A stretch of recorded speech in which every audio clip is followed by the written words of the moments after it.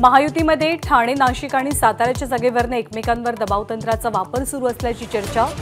ठाणे आणि नाशिक सोडण्यास शिवसेना तयार नाही, तर भाजप सुद्धा साताऱ्याबद्दल आग्रही। बारामती लोकसभा मतदारसंघातील सासवडमध्ये विजय शिवतारेंकडून नागरिक संवाद मेळाव्याचं आयोजन। मुख्यमंत्री आणि दोनही उपमुख्यमंत्री हजर असतील। केंद्रीय गृहमंत्री अमित शहा यांचा आज नांदेड दौरा।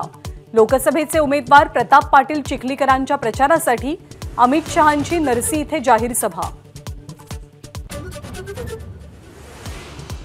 जागा वाटपावरनं मुंबई काँग्रेस विरुद्ध प्रदेश काँग्रेस अशा नवीन वादाला सुरुवात। वर्षा गायकवाड यांची थेट दिल्लीत तक्रार।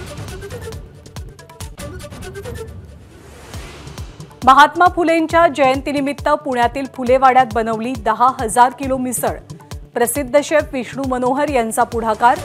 चंद्रकांत पाटील आणि अजित पवारांनी घेतला आस्वाद।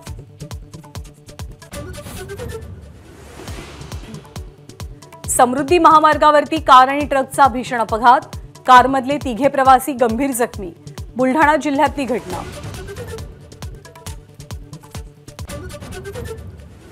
गोंदिया जिल्ह्यात सलग तिसऱ्या दिवशी विजांच्या कडकडाटासह मुसळधार पाऊस। फळभाज्यांसह धान्याचंही मोठं नुकसान। नाशिक जिल्ह्यातील कांदा लिलाव 7व्या दिवशीही ठप्प। शेतकऱ्यांसाठी सटाण्यासह अनेक ठिकाणी खासगी कांदा खरेदी केंद्र सुरू।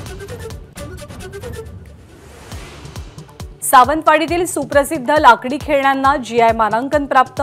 स्थानिक व्यावसायिकांसाठी मोठी खुशखबर।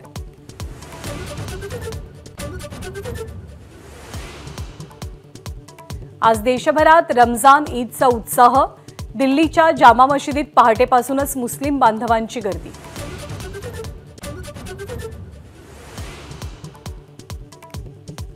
टेस्लाचे सीईओ एलॉन मस्क लवकरच पंतप्रधान मोदींना भेटणार। भारतात गुंतवणूक करण्यासंदर्भात चाचपणी करण्यासाठी दौरा करत असल्याची माहिती। बोट कंपनीच्या 75 लाख ग्राहकांची खासगी माहिती हॅक। शॉपिफाय नावाच्या हॅकरचा प्रताप। बोटकडून मात्र अद्याप कोणतेही स्पष्टीकरण नाही। एबीपी माझा, उघडा डोळे बघा नीट।